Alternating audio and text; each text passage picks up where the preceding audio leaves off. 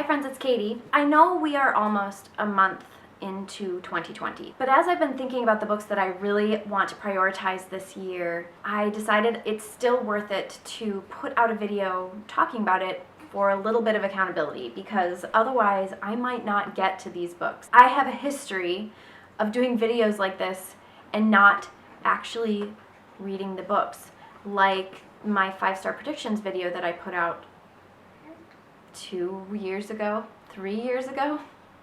I'm really embarrassed by that. I recently went back and watched that 5-star predictions video, and I have only read one book from that pile of books.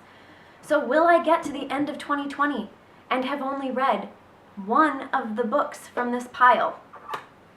I hope that's not the case. And I'm hoping that doing a video like this will at least help to keep me semi-accountable. So let's talk about these books. For the most part, I tried to pick books that have been on my shelf for quite some time. That is not the case for every one of these books, but for the majority, I mean, at least for a couple, they've been on my shelf for multiple years. And so I feel like I especially want to prioritize those. But that's hard because sometimes newer books have a stronger pull. So like the books that have been out for the last year are closer to the front of my mind. So there are a few books like that on this list. In fact, I think one of the books I didn't get till after seeing a few favorites videos. So I've already broken one of my rules. The other sort of silly rule that I set for myself is that I'm not including any nonfiction books that I really want to read, because I don't know, to like combine fiction and nonfiction just feels like the pile's going to get too muddled, and it was too hard to narrow it down. And I really only wanted to give myself 10 books, and I think I might even have 11. With that being said, I want to start talking about these books to you, so let's get into it. I'm going to start with the 2 books from this pile that have potentially been on my TBR, my physical TBR, for the longest. Now, these aren't the oldest physical books on my TBR. I have books that I've had even longer than these 2. I mean, we could go back and look at some of my hauls from when I first joined BookTube, and I guarantee a lot of those books I haven't read yet. Enough disclaimers. I want to read this year A Gentleman in Moscow by Amor Towles. This book is about a Russian aristocrat that is imprisoned by the Bolsheviks in a hotel in Moscow. That's why it's called A Gentleman in Moscow. The title gives away the premise of the book. I've heard great things about this book. For whatever reason, in my head, I feel like it's going to be boring because the entire thing takes place inside this one hotel. But that is so unfair of me, and I have heard nothing but great things about this book. I've also read another book by Amor Towles called Rules of Civility. Here's the thing. I really liked Rules of Civility. I thought I was going to love Rules of Civility, but I didn't love it as much as I expected to. I think my expectations were just way too high for that book. I think that has put me off of reading this book, and no longer. This is the year I'm going to read it, and I'm hopefully going to love it. A Gentleman in Moscow was a Book of the Month Club book, and this is also another Book of the Month Club book, and that is Pachinko by Min Jin Lee. I recently saw April from Getting Hugga With It talk about this book, and she didn't like it, which makes me also a little nervous to pick this book up because I really trust April's judgment. But I also have been wanting to read this book since it came out, and when it came out, it got glowing reviews. This book, from what I understand, is a generational family saga about a Korean family living in Japan and the discrimination that they face. I really enjoyed the generational family sagas that I read last year, and I really want to keep going with that. I really like that this takes place in another part of the world. We'll see how I feel about this book. It's another really big one, kind of like A Gentleman in Moscow.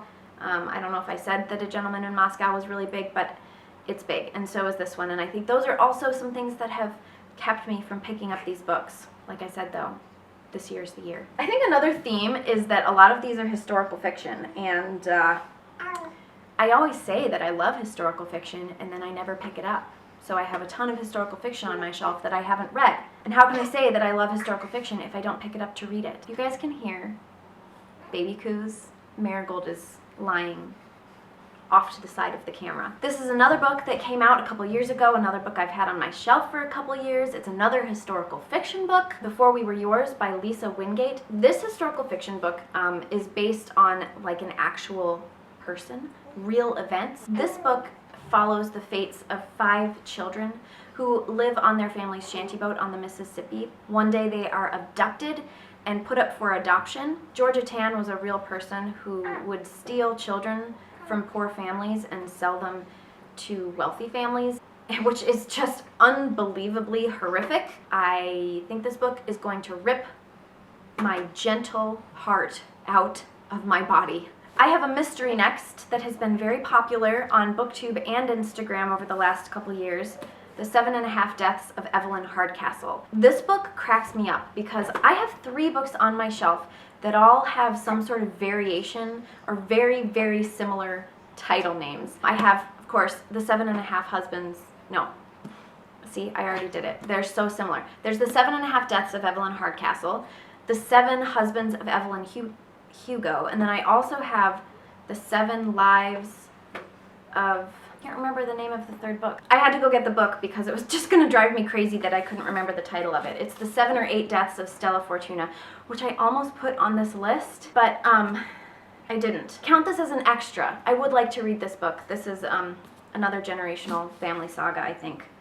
Or maybe it's just about Stella Fortuna. But doesn't this have the most beautiful cover? I haven't heard anyone talk about this. So let me know if you've read this and what you thought. But the book that I'm actually talking about that is truly on this list is The 7.5 Deaths of Evelyn Hardcastle. This is a mystery, and like I said, this has been all over BookTube, it's been all over Instagram, I've seen so many people read it, and the number one thing that I hear about this book is that you're confused the entire time, but it's really good, which is not the way to sell a book to me.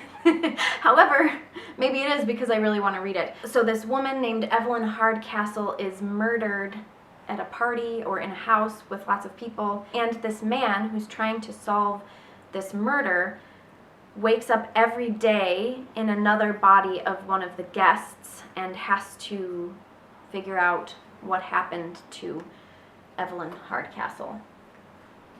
I hope I got that right. Even the synopsis is confusing, so we'll see how I do with that book.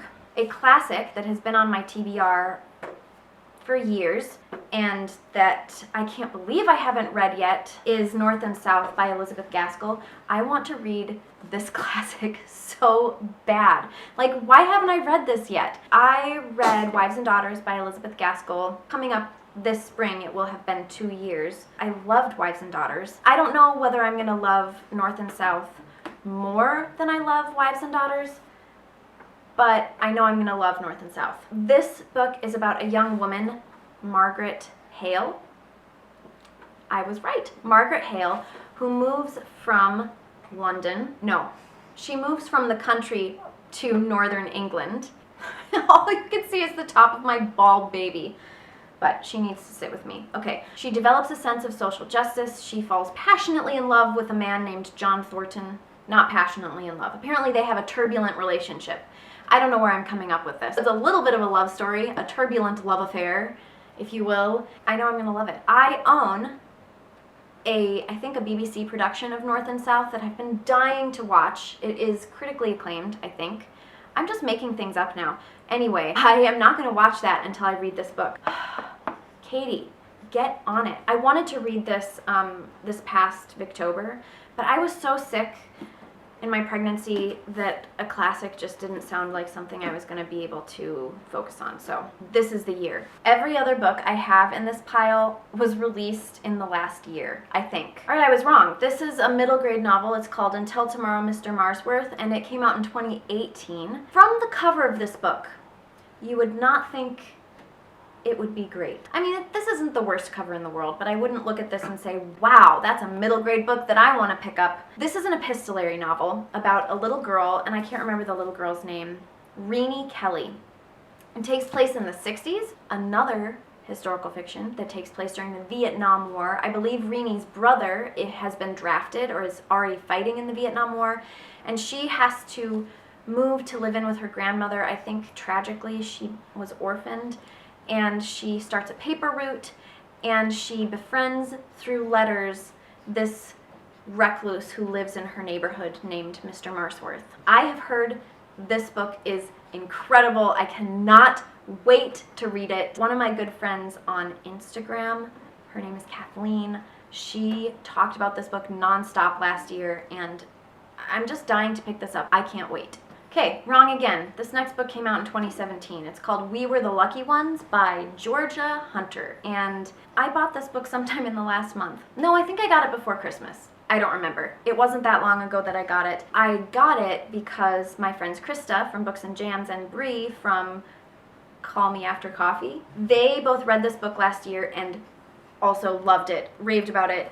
I wanted to pick it up immediately. It's sort of a classic World War II historical fiction novel. It tells the story of a family of Jews in the shadow of the approaching war. It starts in 1939. I think what sets this World War II historical fiction novel apart from other World War II historical fiction novels with a similar premise is that this story, the story being told in this book, is based on Georgia Hunter's real family, and that makes this story all the more harrowing and all the more worth reading, in my opinion. It really doesn't give any more details on the back of the book about what this book is about other than what I already told you. Because in the last year, I am coming to realize how much I love Midwestern fiction, and I'm still trying to decide how I would define Midwestern fiction, not in terms of locale, but like what makes a book feel Midwestern. Sometime I'll do a video on that once I've figured it out. But in that search, and to solidify my hypothesis that I love Midwestern fiction, I really want in the next year to read The Logger Queen of Minnesota by J. Ryan Stradle. He must go by Ryan. Anyway, Ryan Stradle has written another book called Kitchens of the Great Midwest. Wow, that did not come to me fast enough. I haven't read Kitchens of the Great Midwest. If I like this book, I will pick that one up as well. This book follows two sisters after their father dies and leaves his inheritance, I think, to the younger sister, Helen. And with that money, Helen builds or starts up a brewery. And I think it kind of splits because Helen got the inheritance. There's a rift between Helen and her sister Edith. I could be wrong. That's what I'm pretty sure this book is about. This book obviously has a lot to do with family dynamics. It takes place in the heartland, Minnesota, and follows, the lives of these two sisters. And I think they're older. I think it also follows maybe Edith's granddaughter. Yes, Edith's granddaughter, Diana. And I also love the cover. It's got a beer tab on it. In a similar vein to exploring my love of Midwestern fiction, I also want to explore my love of post-apocalyptic fiction. I have read some.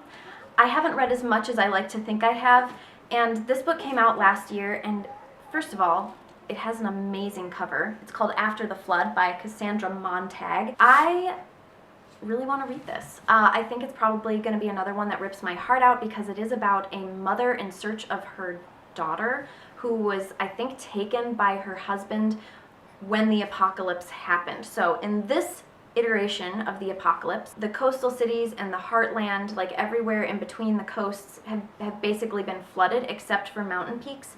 So you have these colonies that live on the mountaintops, and then you have people who are just kind of roaming around on boats. And this book follows a woman named Myra and her young daughter Pearl, and they are searching for Myra's other daughter, who, like I said, was taken by her husband. Roe is the name of the other daughter. I was told right after I had Marigold that this probably wouldn't be a great book to pick up because it is rather harrowing, but I think I probably will be in the right headspace for it sometime in the coming year. So this is another one that I will read in exploration of my love of post-apocalyptic fiction. The last book I have to talk about is another book in which it explores some themes that I have an idea that I really like but need to read more books like it. This book is called The Dearly Beloved. It's by Kara Wall. This was a book that was also on several of my friends' favorite books of the year last year, and this explores themes of faith, but once again, it's not a Christian book. In fact, several of the reviews on the back make a point of saying that they are not people of faith, but they loved this book.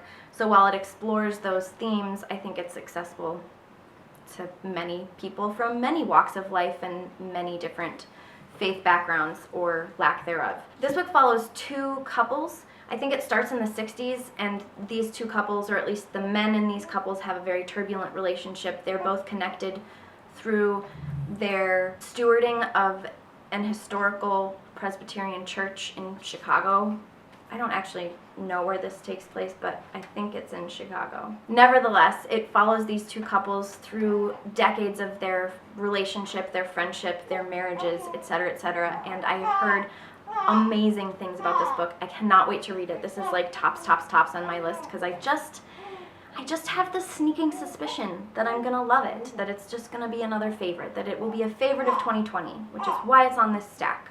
I'm going to read it this year. And it's another beautiful cover. Am I right? This is so pretty. Do you see the gold foiling? Oh, gorgeous.